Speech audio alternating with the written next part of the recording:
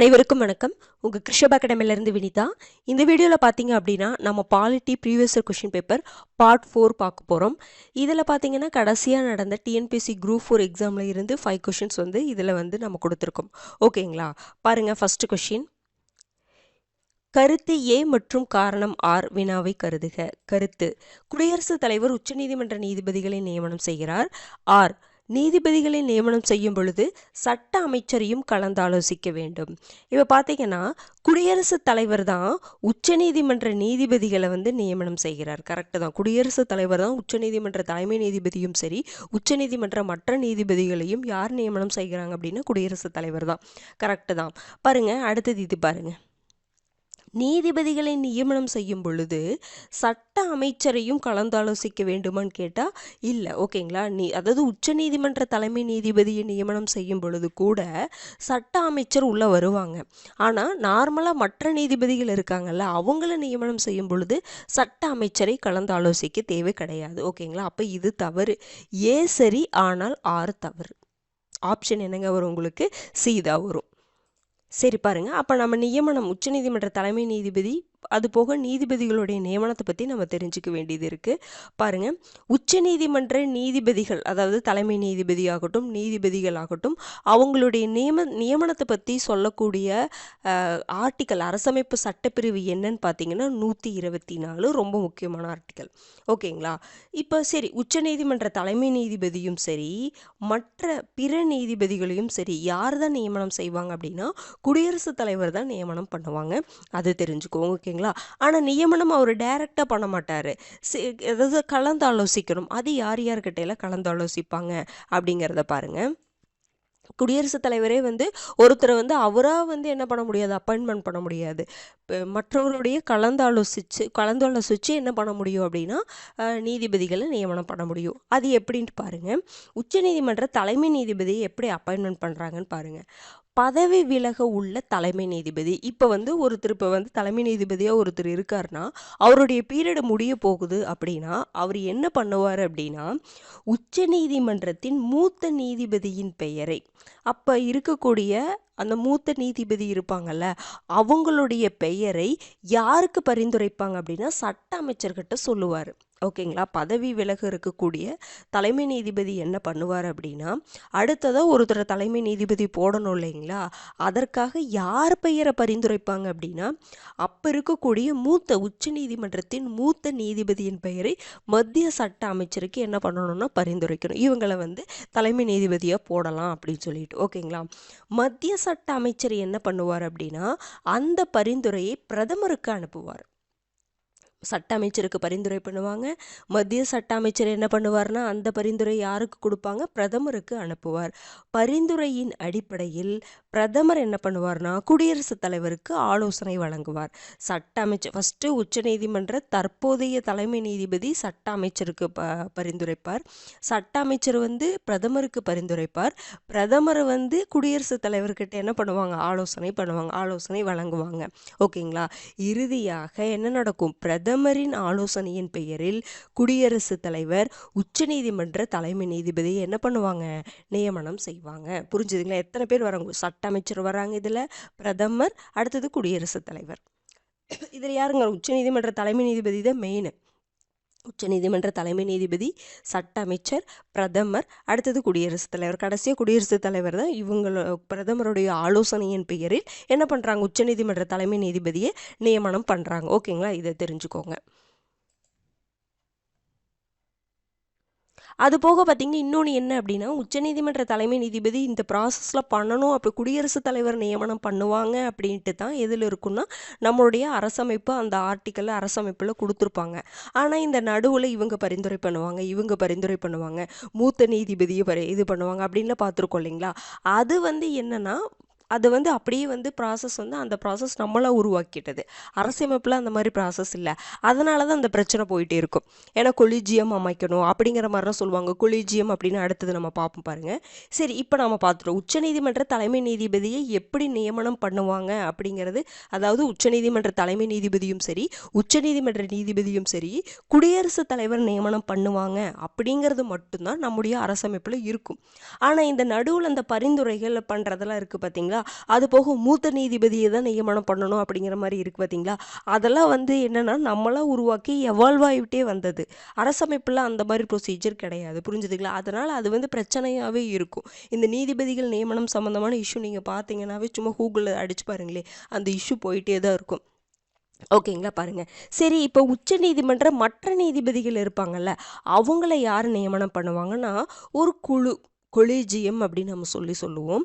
அந்த கொலீஜியமில் யார் இருப்பாங்கன்னா, உச்சநீதிமன்ற தலைமை நீதிபதி இருப்பாங்க.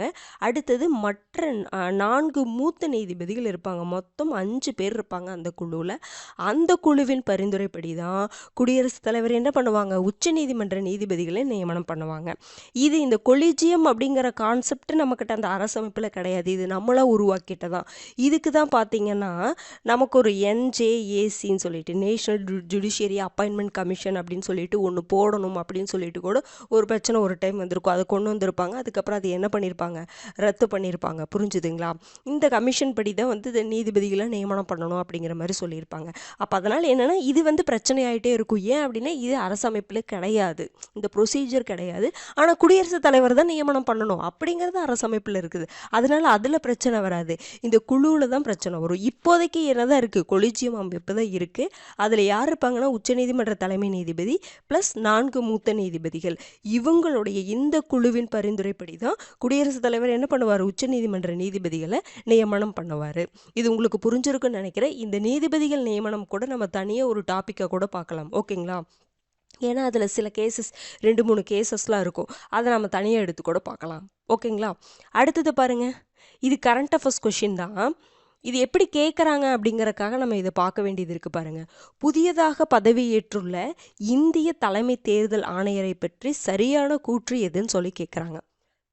பாருங்கள், ஞானேஷ்குமார் பிப்ரவரி 19, 2025 அன்று இந்தியாவின் 26வது தலைமை தேர்தல் ஆணையராக பொறுப்பேற்றார். அவர் 1989ஆம் ஆண்டு இந்திய ஆட்சிப்பணியின் கேரள பிரிவு அதிகாரி ஆனார். கேரள அரசின் செயலாளராக பல்வேறு துறைகளை கையாளும் பொறுப்பை அவர் வகித்துள்ளார். இதில் பாருங்க, முன்னாடியில் யார் அப்பாயின்மெண்ட் பண்ணாங்க, எத்தனையாவது அப்படின்னு கேட்டுட்டு இருந்தாங்க. இப்போ கொஞ்சம் அவங்க முன்னாடி எந்த பதவி வகிச்சாங்க அப்படிங்கிறது கூட கேட்க ஆரம்பிச்சிட்டாங்க. ஓகேங்களா? பாருங்க, இப்போ அந்த டேட்டை கூட சொல்லியிருக்காங்க. பாருங்கள், ஞானேஷ்குமார் பார்த்தீங்கன்னா பிப்ரவரி 19, 2025 அன்று இந்தியாவுடைய 26வது தலைமை தேர்தல் ஆணையராக பொறுப்பேற்றார். இது கரெக்டு தான். ஓகேங்களா? அப்போ நீங்கள் என்ன பண்ணணும், இது மாதிரி தெரியலை அப்படிங்கும் பொழுது நம்ம ஆப்ஷனை தான் எலிமினேட் பண்ணுற மாதிரி பார்க்கணும். டி வராது. ஏன்னா இது கரெக்டு தானே, கரெக்டான ஸ்டேட்மெண்ட் தான் கேட்டிருக்காங்க. அப்போ டி வராது. இது மூணில் ஏதாவது தான் இருக்கும். அடுத்தது பாருங்கள், அவர் 1989ஆம் ஆண்டு இந்திய ஆட்சிப்பணியின் கேரள பிரிவு அதிகாரி ஆனார் அப்படின்னு கொடுத்துருக்காங்க. கேரள அரசின் செயலாளராக பல்வேறு துறைகளை கையாளும் பொறுப்பை அவர் வகித்துள்ளார். இது என்னென்னா, இது நம்ம மனப்பாடம் பண்ணுற மாதிரி ஒன்றுமே கிடையாதுங்க. இது என்னென்னா, இப்போ நீங்கள் கொஷின்ஸ் எல்லாம் பார்த்தா எப்படி இருக்குன்னா, அந்த ஹெட்டிங் இருக்கும் பார்த்தீங்களா, அந்த ஹெட்டிங் இந்த நீங்கள் பேப்பர் படிக்கும் பொழுது அந்த ஹெட்டிங் போட்டிருப்பாங்கல்ல, இவங்களை அப்பாயின்மெண்ட் பண்ணாங்க, இவங்க கேரள அரசின் அதிகாரியாக இருந்தாங்க அப்படின்னு ஒரு 2 லைனில் அந்த ஹெட்டிங் இருக்குல்ல, அந்த ஹெட்டிங்கை வச்சு தான் கொஷின் கேட்டிருக்காங்க. நீங்கள் டெக்னிக்கல் சர்வீஸ் எக்ஸாமில் கூட நான் சொல்லியிருந்தேன், ஒரு கரண்ட் அஃபேர்ஸை காட்டி சொன்னால் பார்த்தீங்களா, அதாவது அந்த டைட்டில் அப்படியே வந்து உங்களுக்கு கொஸ்டினை செட் பண்ணுறாங்க. அப்போ நீங்கள் என்ன பண்ணணும், அந்த ஹெட்டிங் இருக்குது பார்த்தீங்களா, அந்த ஹெட்டிங்கில் இருக்கக்கூடிய இன்ஃபர்மேஷனை நீங்கள் பார்த்து வச்சுக்கணும். அதுக்காக நான் சொல்கிறேன்.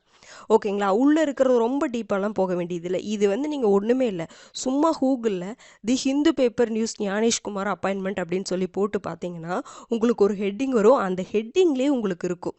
இவர் பார்த்தீங்கன்னா 1988ஆம் ஆண்டு இந்திய ஆட்சிப்பணியின் கேரள பிரிவு அதிகாரி. ஓகேங்களா? அப்போ இது தவறு. இவர் பார்த்தீங்கன்னா கேரள அரசின் செயலாளராக பல்வேறு துறைகளை கையாளும் பொறுப்பை அவர் வகித்துள்ளார். அப்போ பார்த்தீங்கன்னா 1, 3 தான் சரி. இப்போ நான் என்ன சொல்ல வரேன்னு புரியுதுங்களா? அப்போ நீங்கள் எப்போவுமே ஹெட்லிங்ஸில் அந்த நியூஸ் பேப்பர் படிக்கும் பொழுது அந்த ஹெட்டிங்ஸுக்கு கொஞ்சம் இம்பார்ட்டன்ஸ் கொடுங்கன்னு நான் சொல்கிறேன். ஓகேங்களா? அதுக்காக இப்படி கேட்குறாங்கன்னு சொல்லிட்டு நீங்கள் ரொம்ப டீப்பாக போக வேண்டியதில்லை. ஏன் அப்படின்னா, கரண்ட் அஃபேர் ஒரு 3 ஸ்டேட்மெண்ட் கொடுத்துருக்காங்கன்னா அதில் ஒரு 2 ஸ்டேட்மெண்ட், ஒரு ஸ்டேட்மெண்ட் சுத்தமாக தெரியலனாலும் 2 ஸ்டேட்மெண்ட் நமக்கு ஓரளவுக்கு தெரிஞ்சதுன்னா நம்மளால் கெஸ் பண்ணி போட முடியும். அதுக்காக தான் சொல்கிறேன். இது நீங்கள் ஒன்றுமே இல்லை, அந்த ஹெட்டிங்கை தான் அப்படியே கொடுத்துருக்காங்க, கொஷினாக ஃப்ரேம் பண்ணியிருக்காங்க. ஒரு 2-3 எக்ஸாமில் கடைசியாக நடந்த 3 டெக்னிக்கல் சர்வீஸ் எக்ஸாம் கடைசியாக நடந்துச்சு பார்த்தீங்களா, அதுலேயும் அப்படி தான் கேட்டிருந்தாங்க. ஓகேங்களா? அதுக்காக தான் சொல்கிறேன். ஹெட்டிங்ஸை மட்டும் நல்லா பார்த்துக்கோங்கன்னு நான் சொல்கிறேன். அதில் இருக்கக்கூடிய பாயிண்ட் ஆகட்டும், வருஷமாகட்டும், அதெல்லாம் கொஞ்சம் நல்லா பார்த்துக்கோங்க. ஓகேங்களா?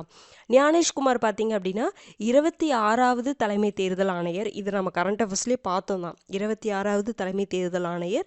25வது இதற்கு முன்னாடி யார் இருந்தாங்க அப்படின்னா ராஜீவ்குமார் இருந்திருப்பாங்க. ஓகேங்களா? சரி, இப்போ தலைமை தேர்தல் ஆணையரை எப்படி அப்பாயின்மெண்ட் பண்ணணும்? ஏன்னா அதுவே ஒரு பிரச்சனையாக போச்சு.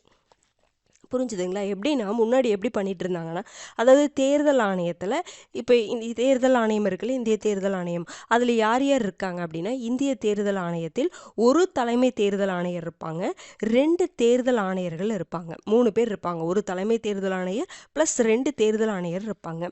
தேர்தல் ஆணையர்களை மத்திய அரசின் பரிந்துரையின் அடிப்படையில் யார் தான் நியமனம் பண்ணுறாங்க? குடியரசுத் தலைவர் நியமனம் பண்ணுறாங்க. எப்போவுமே குடியரசுத் தலைவர் நியமனம் பண்ணும் பொழுது யாருடையாவது பரிந்துரையின் அடிப்படையில் தான் ஒரு தேர்வு பண்ணுவாங்க. ஓகேங்களா? அப்போ பார்த்தீங்கன்னா இப்போ இவ்வளோ நாள் பார்த்தீங்கன்னா இந்த 2 இப்போ வந்து ஒரு தலைமை தேர்தல் ஆணையருடைய போஸ்ட்டு காலி ஆகுது அப்படின்னு வச்சுக்கோங்களே. அப்போ மீதி 2 தேர்தல் ஆணையர்கள் இருப்பாங்கல்ல, அதில் யார் பணி மூப்பு பெற்றவரோ அவங்கள என்ன பண்ணுவாங்கன்னா தலைமை தேர்தல் ஆணையராக ப்ரொமோஷன் கொடுப்பாங்க அவங்களுக்கு. புரிஞ்சுதுங்களா? 3 பேர் இருக்காங்க. அதில் தலைமை தேர்தல் ஆணையருடைய போஸ்ட் வந்து இப்போ காலி ஆகுதுன்னு வச்சுக்கோங்க. 2 தேர்தல் ஆணையர் இருப்பாங்கல்ல, அந்த தேர்தல் ஆணையரில் யார் வயது பணி மூப்பு பெற்றவரோ, வயது மூப்பு கிடையாது, பணி மூப்பு பெற்றவரோ அவங்கள தலைமை தேர்தல் ஆணையராக நியமிக்கப்பட்டு வந்தாங்க. இப்போ இது என்ன ஆகுதுன்னா ஒரு இஷ்யூ ஆச்சு. அதனால் உச்சநீதிமன்றம் 2023 ஒரு தீர்ப்பு கொடுக்குறாங்க. என்ன அப்படின்னா, ஒரு தேர்வு தலைமை தேர்தல் ஆணையராகட்டும், தேர்தல் ஆணையராகட்டும், இவங்களை அப்பாயின்மெண்ட் பண்ணுறதுக்கு நீங்கள் என்ன பண்ணுங்கன்னா ஒரு தேர்வு குழுவை அமைங்க. அந்த தேர்வு குழுவில் யார் யார் இருக்கணும்னா பிரதமர் இருக்கணும், எதிர்க்கட்சி தலைவர் இருக்கணும், அதுபோக ஒரு அதாவது உச்சநீதிமன்ற தலைமை நீதிபதி இருக்கணும். இந்த 3 பேர் அடங்கிய தேர்வு குழு தான் என்ன பண்ணணும் அப்படின்னா குடியரசுத் தலைவருக்கு பரிந்துரை பண்ணணும் அப்படின்னு சொல்லியிருப்பாங்க. இந்த தேர்வு குழுவில் யார் யார் இருக்கணும் அப்படின்னு சொல்லிட்டு உச்சநீதிமன்றம் தீர்ப்பு வழங்கியிருப்பாங்க. அதாவது ஒரு மத்திய அரசு சட்டம் இயற்று வரைக்கும் இந்த மாதிரி ப்ரொசீஜரை ஃபாலோ பண்ணுங்க அப்படின்னு சொல்லியிருப்பாங்க. புதிய சட்டம் என்ன பண்ணுறாங்கன்னா, அதுக்கப்புறம் மத்திய அரசு புதிய சட்டம் போடுறாங்க.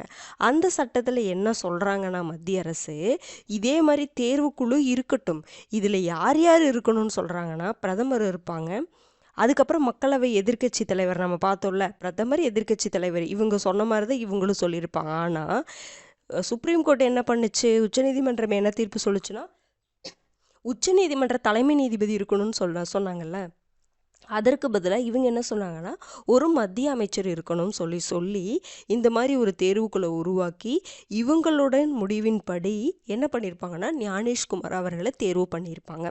இது ரொம்ப ஒரு முக்கியமான கொஷின். ஓகேங்களா? இதுக்காக ஏன்னா இது ரொம்ப இஷ்யூவாக போயிட்டே இருந்துச்சு.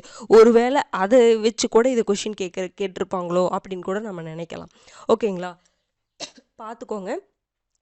இந்த மாதிரி எப்போவுமே இதனால தான் நான் சொல்கிறேங்க, நியூஸ் பேப்பரை அதுவும் நீங்கள் ரொம்ப டீப்பாக படிக்கிற மாதிரி இல்லை. நியூஸ் பேப்பர் அவங்க கேட்குற கொஷின் நார்மலாக பேசிக்காக டெய்லி நியூஸ் பேப்பர் படிக்கிற பழக்கம் இருந்துச்சுன்னா நம்ம கரண்ட் அஃபேர்ஸ் வந்து போடுற மாதிரி தான் இருக்குது. ஓகேங்களா? சில விஷயங்கள் மட்டும் நம்ம நோட் பண்ணுற மாதிரி இருக்குது.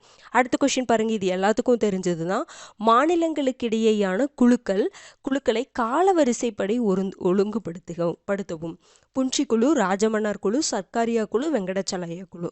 புன்சி குழு பார்த்தீங்கன்னா 2007, ராஜமன்னார் குழு 1969, சர்க்காரிய குழு பார்த்திங்கன்னா 1983, வெங்கடாச்சலய்யா குழு பார்த்திங்கன்னா 2000. ஓகேங்களா? அப்போ நம்ம ஃபஸ்ட்டு என்ன வரும், 2, 3, 4, 1, 2, 3, 4, 1 ஆப்ஷன் டி. ஓகேங்களா? இன்னொன்று என்ன அப்படின்னா, இது மாநிலங்களுக்கு இடையேயான குழு கிடையாதுங்க. இந்த கொஷின் கொஞ்சம் அந்த கேட்டிருக்கிறது தப்பாக கேட்டிருக்காங்க. மத்திய மாநில அரசு அந்த உறவுகளை ஆய்வு செய்வதற்கான ஒரு குழுன்னு தான் சொல்லணும். ஓகேங்களா? மாநிலங்களுக்கு இடையேயான குழுக்களை அப்படின்னு சொன்னது கொஷின் தப்பு. இப்படி கேட்டிருக்கக்கூடாது. மத்திய மாநில அரசுகளின் உறவுகளை ஆய்வு செய்வதற்கான குழுக்களை காலவரிசைப்படி ஒழுங்குபடுத்துவோம்னு கேட்டிருக்கணும். ஓகேங்களா? பாருங்க, மத்திய மாநில அரசுகளின் இப்படி கேட்டிருக்கணும், மத்திய மாநில அரசுகளின் உறவுகள் தொடர்பான குழு. ராஜமன்னார் குழு பார்த்திங்கன்னா 1969 தமிழக அரசால் அமைக்கப்பட்டது. யார் அமைச்சிருப்பாங்கன்னா திமுக கவர்மெண்ட் பீரியடில் தமிழக அரசால் வந்து அமைக்கப்பட்டிருக்கும். ஓகேங்களா? சர்க்காரிய குழு பார்த்திங்கன்னா 1983 இந்திய அரசு, இது வந்து தமிழ்நாடு கவர்மெண்ட்டு, இது வந்து பார்த்திங்கன்னா இந்திய அரசால் அமைக்கப்பட்டிருக்கும். இதில் உறுப்பினர்கள் கண்டிப்பாக தெரிஞ்சு வச்சுக்கோங்க. சிவராமன், எஸ்ஆர் சென், எல்லாமே பாருங்கள் எஸ், சர்க்காரியாவுக்கும் எஸ், சிவராமனுக்கும் எஸ், எஸ்ஆர் சென் அதுக்கும் எஸ். ஓகேங்களா. சர்க்காரிய குழு சிவராமன், எஸ்ஆர் சென். அடுத்தது வெங்கடச்சலையா குழு பார்த்திங்கன்னா 2000 ஆண்டில் வந்து கொண்டு வந்திருப்பாங்க. இதுக்கு இன்னொரு பேர் இருக்குது, என்ன அப்படின்னா, இதை நீங்கள் இங்கிலீஷில் தெரிஞ்சு வச்சுக்கணும். NCRCWனா national commission to review the working of the constitution. National commission to review the, அதாவது இந்த அரசமைப்புடைய அந்த செயல்பாடை ஆய்வு செய்வதற்கான ஒரு தேசிய ஆணையம் தான் இந்த வெங்கடச்சலையா குழு. புன்ஷி குழு பார்த்திங்கன்னா 2007. இது எல்லாமே நம்ம புக்கில் படித்தது தான். ஓகேங்களா. அடுத்தது பாருங்க, இது வந்து வயது. சரியான இணையை தேர்வு செய்க. உச்சநீதிமன்ற நீதிபதி ஓய்வு வயது 60. இந்திய குடியரசுத் தலைவர் தேர்தலில் நிற்பதற்கான குறைந்தபட்ச வயது 35. மேலவை உறுப்பினராக குறைந்தபட்ச வயது 30. கீழவை உறுப்பினராக குறைந்தபட்ச வயது 21. சாரிங்க. இப்போ பாருங்க, உச்சநீதிமன்ற நீதிபதியோடைய ஓய்வு வயது என்னங்க? 60 வராது, 65. அப்போ இது தவறு. இந்திய குடியரசுத் தலைவர் தேர்தலில் நிற்பதற்கான குறைந்தபட்ச வயது 35, கரெக்டு தான். மேலவை உறுப்பினராக குறைந்தபட்ச வயது 30, கரெக்டு தான். இது 2 கரெக்டு. கீழவைனா மக்களவைன்னு சொல்லுவோம்ல, மக்களவை உறுப்பினராக குறைந்தபட்ச வயது 21 கிடையாது, 25. அப்போ இது தவறு. உங்களுக்கு எது கேட்டிருக்காங்க? சரியான இணை தானே கேட்டிருக்காங்க. 2, 3 தான் சரி. அப்போ ஆப்ஷன் சி. இப்போ பாருங்க, உச்சநீதிமன்ற நீதிபதிகளுடைய அந்த ஓய்வு பெறும் வயது என்னங்க? 65. இதுவே உயர் நீதிமன்ற நீதிபதிகளுடைய ஓய்வு பெறும் வயது கேட்டாங்கன்னா 62. அது போக மக்களவை உறுப்பினராக குறைந்தபட்ச வயது என்னங்க இருக்கணும்? 25. இதுவே மாநிலங்களவை உறுப்பினராக குறைந்தபட்ச வயது பார்த்தீங்கன்னா 30. ஓகேங்களா. அதே மாதிரி குடியரசுத் தலைவர் மற்றும் துணை குடியரசுத் தலைவர் ஆக அந்த தேர்தலில் நிற்பதற்கு தேவைப்படக்கூடிய குறைந்தபட்ச வயது என்னன்னா 35. இந்த வருடங்கள் ஈஸி தான், ஆனால் ஒரு சில இடங்களில் நம்மளை குழப்பி விடும். அதுக்காக திரும்ப திரும்ப பார்த்துக்கிறது நல்லது. ஓகேங்களா. அடுத்தது பார்க்கலாங்களா? 5th question.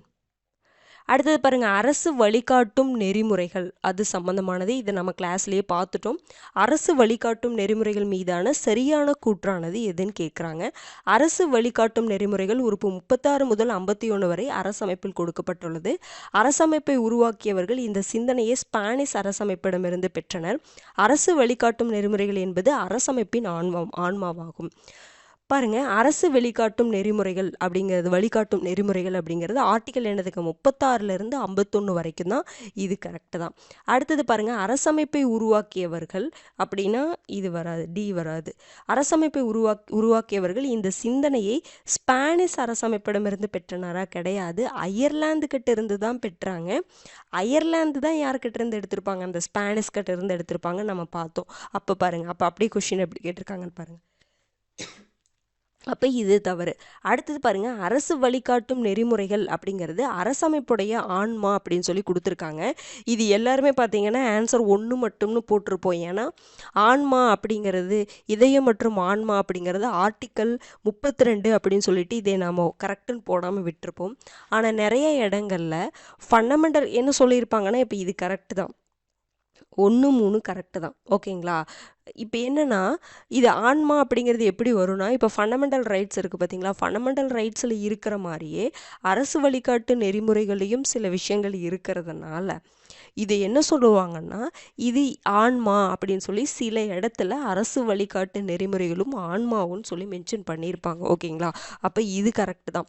நம்ம நிறைய இதெல்லாம் எப்படி நம்ம வந்து நிறைய விஷயங்களை வந்து நம்ம புக்கில் நிறைய ரீட் பண்ணுவோம்ல, அப்போ தாங்க இது வந்து நமக்கு புரிகிற மாதிரி இருக்கும். இது கொஞ்சம் ஒரு வேறு மாதிரி கொஷின் தான். ஏன்னா ஆர்டிக்கல் 32 தான் ஆன்மான்னு நம்ம சொல்லி படிச்சிருப்போம். ஆனால் இதுவும் ஆன்மா தான், அரசமைப்பின் ஆன்மான்னு இதையும் தான் சொல்கிறாங்க. புரிஞ்சுதுங்களா.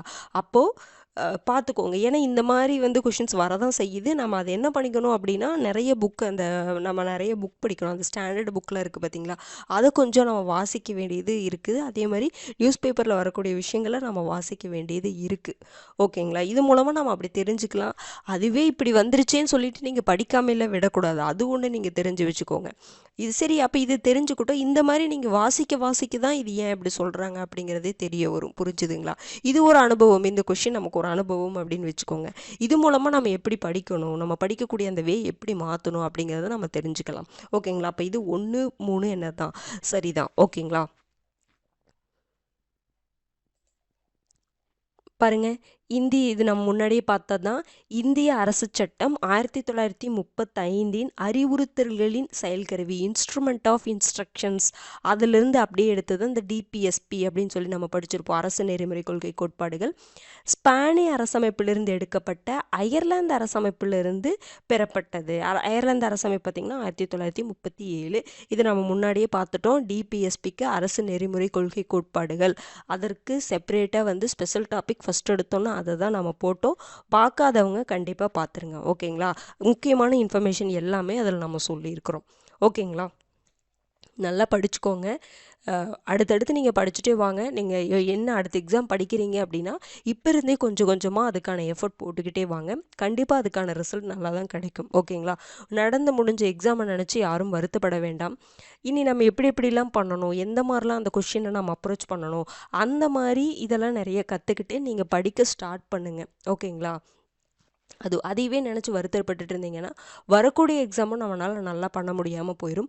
அதனால் இதில் கான்சென்ட்ரேட் பண்ணுங்கள் கண்டிப்பாக. அப்போ தான் அது மறக்கும். நான் முன்னாடியே சொன்ன மாதிரி இதில் கான்சென்ட்ரேட் பண்ணிங்கன்னா தான் அது மறக்கும். அது கஷ்டம்தான்.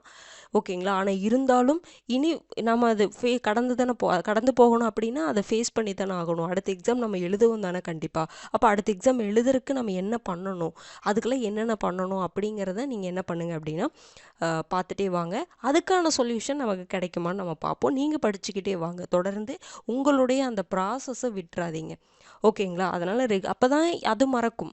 அது மறக்கணும்ல. நம்ம அடுத்தது நம்ம இப்போ என்னைத்தாங்க ஆகும், எக்ஸாம் எழுதித்தானே ஆகணும். அதுதானே ரியாலிட்டி. அப்போ அதுக்கு தகுந்த மாதிரி நீங்கள் என்ன பண்ணுங்கன்னா, நமக்கு குரூப் 2 எக்ஸாம் நடக்கும் பொழுது நமக்கு ஒரு கிளாரிட்டி கண்டிப்பாக கிடைக்கும். எப்படி கொஷின் கேட்பாங்க, இப்படி தான் கேட்டிருக்கேன், இனி எப்படி கேட்பாங்க அப்படிங்கிற ஒரு கிளாரிட்டி கண்டிப்பாக கிடைக்கும். அது வரைக்கும் நீங்கள் அப்படியே படிச்சுட்டே வாங்க. அந்த கொஷின் மூலமாக நமக்கு ஒரு என்ன கிடைக்கும்னா, நமக்கு ஒரு ரிசல்ட் கிடைக்கும் கண்டிப்பாக. புரிஞ்சுதுங்களா? அதனால் ரெகுலராக நீங்கள் படிச்சுட்டே வாங்க. அடுத்த வீடியோவில் சந்திக்கலாம். நன்றி.